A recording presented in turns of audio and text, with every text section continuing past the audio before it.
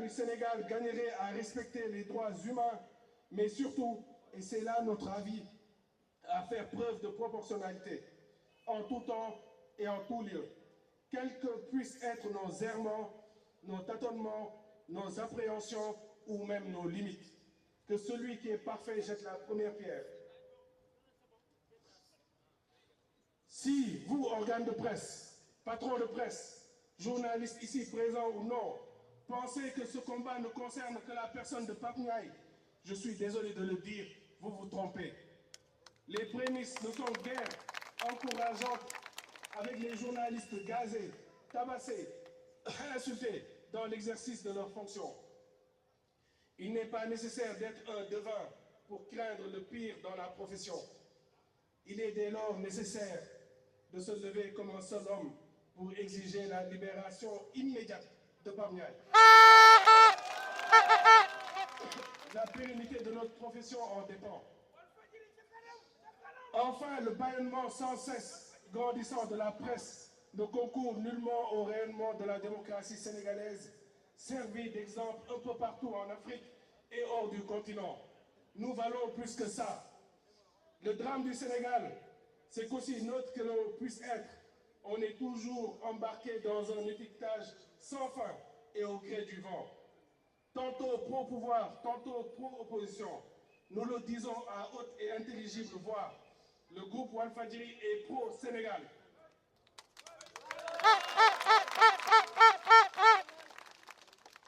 Seul ce pays nous intéresse. Notre ligne directrice n'a pas varié d'un iota. Notre ligne directrice n'a pas varié d'un iota depuis des décennies. Être au service exclusif du peuple. C'est ce qui explique qu'à chaque nouvelle alternance, le président, une fois élu, n'a pas manqué de souligner le rôle important de notre cher groupe dans l'accomplissement démocratique de notre jeune nation. Le président Macky Sall n'a pas fait exception à la règle. Excellence, Monsieur le Président de la République, permettez aux jeunes Sénégalais que je suis, et en ma qualité de créateur d'emplois dans ce pays qui en manque beaucoup, de vous demander humblement de dire stop à toutes ces dérives. Ne laissez personne ternir votre image en vous faisant croire que la presse, ou plutôt une certaine presse, est contre vous. Ne laissez pas trois pelés et un tondu faire de notre cher pays la risée de tout un continent. 63 ans après nos indépendances, vous valez mieux que ça.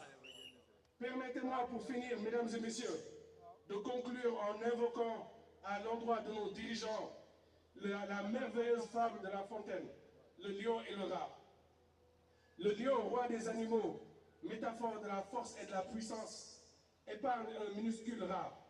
Ce dernier, sourd à tout préjugé, libérera plus tard le lion alors prisonnier d'un filet. Et c'est là justement que La Fontaine dit cette sagesse très utile à noter. Nous avons toujours besoin d'un plus petit que soi.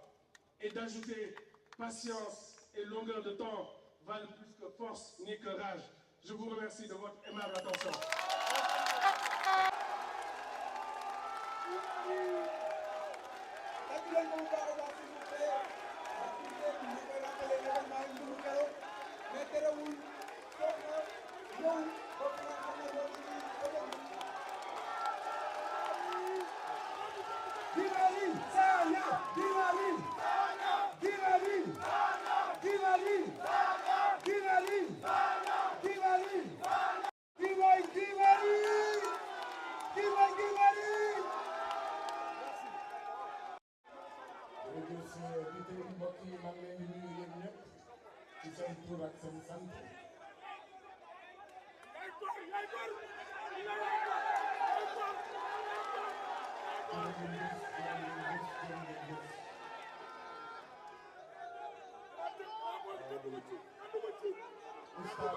Assane Diouf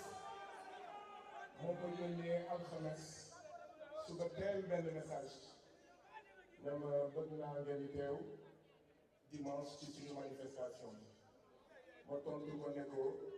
jarul woon sax damay yónnee message ndaxte saa yi bu Walfadjri xewalee man damay teew soxlawuma invitation pour teew soxlawuma tamit jël kàddu gi pour teew ndaxte ni ko Pape Alé waxee sànq ku mel ni Pape Alé bu waxee ku mel ni Sambou Biagui bu waxee Ibrahima Lissa bu waxee Cheikh Niass ak Oustaz bu ñu waxee mel na ni man wax naa mbokk yi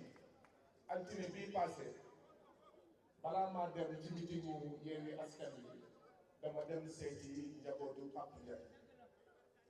altine ci suba xam naa ne Pape Ndiaye nit ñuy seetaan en direct dama bëgg Pape Ndiaye nga xam ne bi ma demee seeti say mbokk fekk naa fa ay mbokk yu am dignité fekk fa ay mbokk yu am fierté fekk naa fa suñu yaay muy yaay bu mën góor fekk naa fa sa soxna muy soxna bu mën góor ñuy ñoo xam ne xam nañ ne yow Pape Ndiaye sàccoo ay milliards yow Pape Ndiaye fekk ñu la ak ay faux billets yow Pape Ndiaye fekk ñu la ak xaalisu mbas mi yow Pape Ndiaye lii nga xam ne moo tax nga nekk tey kaso mooy président Macky Sall ak ñi mu àndal dañ laa guuxal loolu mooy li am Pape Ndiaye président Macky Sall ak ñi mu àndal dañ ko guuxal dañoo guuxal Walfadjri fii laa waxoon ne ligne éditoriale bu Walfadjri le président Macky Sall bëggul gis président Macky Sall li mu bëgg a gis Sénégal mooy une presse de connivence muy une presse soumise muy une presse couchée muy journaliste yoo xam ne dañu wax te yàlla tax waaye dañuy wax te xaalis tax muy journaliste yoo xam ne duñu wax te askan tax dañuy wax te xaalis tax Pape Ndiaye ak Walfadjri ne ñoom dañuy informer juste et vrai dañuy joxe information te yàlla tax te askan wi tax te dara du leen jaral ñu wax ñu joxe information bu dul dëkk et donc sama teewaay fii mooy teewaayu ñëpp exiger la libération sans délai la libération immédiate de Pape Ndiaye mbokk yi Pape Ndiaye bu bokkoon groupe GFM kenn du ko tëj dafa am nag wax ji fu muy egg foog ñu waxante dëgg dama ne je n'ai rien contre Papis Diaw du groupe GFM waaye nañu méngale Pape Ndiaye dafa wax Papis Diaw dafa mbëkk doomu aadama muy conduire en état d'ébriété maanaam fii ci réew mi dañoo tere kuy dawal fekk da ngaa màndi ñu ne dañ ko jàpp muy dawal màndi ba pare mbëkk doomu aadama boobu mu damm ko mu am contrôle judiciaire Pape Ndiaye ñu tëj ko kaso ndax loolu yoon la kon ci réew mi dafa am Pape Ndiaye amul ndey ak Papis am ndey c'est ça la vérité et ça c'est un danger même pour mes amis même pour les travailleurs du groupe GFM que mu am de manière flagrante ay injustice yu mel nii effectivement kumba am ndey ak kumba amul ndey bi c'est tout simplement scandaleux dama ne Pape Ndiaye bu bokkoon groupe GFM kenn du ko tëj te Ndiaga Ndour dégg ngeen ne dañ ko accusé sàcc courant ak sàcc fréquence waaye lan lañ ko jox contrôle judiciaire mais xanaa Pape Ndiaye du sénégalais kon lan moo tax moom mënul am contrôle judiciaire lan moo tax mënul am liberté provisoire lan moo tax ñu koy tongali lan moo tax ñu koy sonnal lii jaay doole la jaay doole dong la c'est ça la vérité et donc nañu libérer ki nga xam ne moom mooy Pape Ndiaye fi may daanele nag mooy jamono bi ñuy ñëw fii ci manifestation bi ñun ñëpp dégg nañ ne Cheikh Oumar Diagne dig na ko convoqué ñun ñëpp dégg nañ ne ñu ne Abdou Karim Gueye Xrum Xax dañ ko convoqué dig kon lii dal presse bi moo dal mouvement citoyen yi lii dal presse bi moo dal les partis politiques ak seeni militants lii dal presse bi moo dal béykat yi nga xam ne ñooy xeex ngir ñu bañ a sàcc seen suuf lii dal presse bi moo dal béykat yi nga xam ne d'accord ñu ak d'accord ñu nangu seen forage jox ko ñi nga xam ne ñoom ñooy xaw ma Flexo ak ñoom seen. Donc ça veut dire que oui, ce combat c'est le combat des journalistes, mais à un moment donné ça ne peut pas être le combat que des journalistes. À un moment donné mënuñu toog ne presse bi parti politique yi ca parti politique yi à un moment donné il faut que ñun ñëpp ñu def benn say ndaxte en réalité kii tëj Pape Ndiaye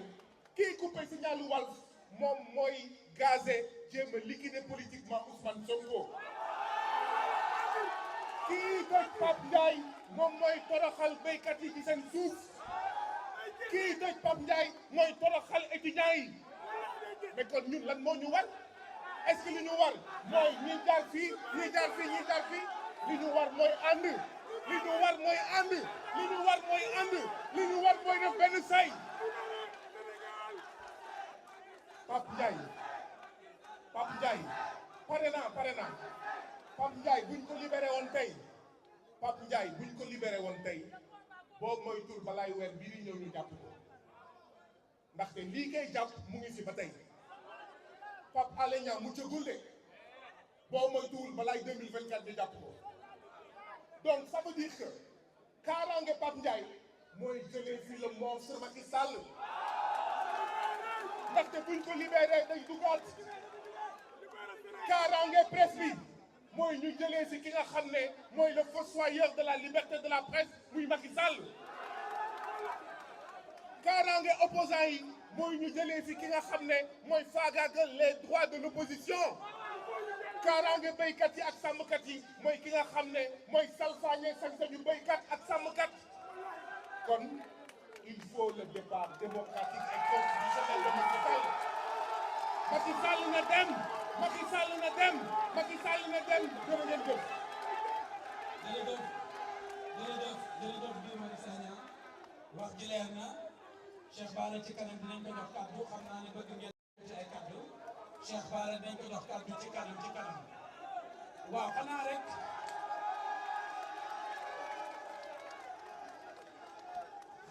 ñu oo Seydi Gassama moom itam mu am ay kàddu yoo xam ne da koy yëkkati ci mbir mi ndax li ñu fi boole ñun ñëpp ñoo ko bokk kon ñu oo Seydi Gassama bu société civile moom itam mu yëkkati ay kàddoom ci mbir mi waaye di leen wax ne rek ay ci kanam tuuti dinaa leen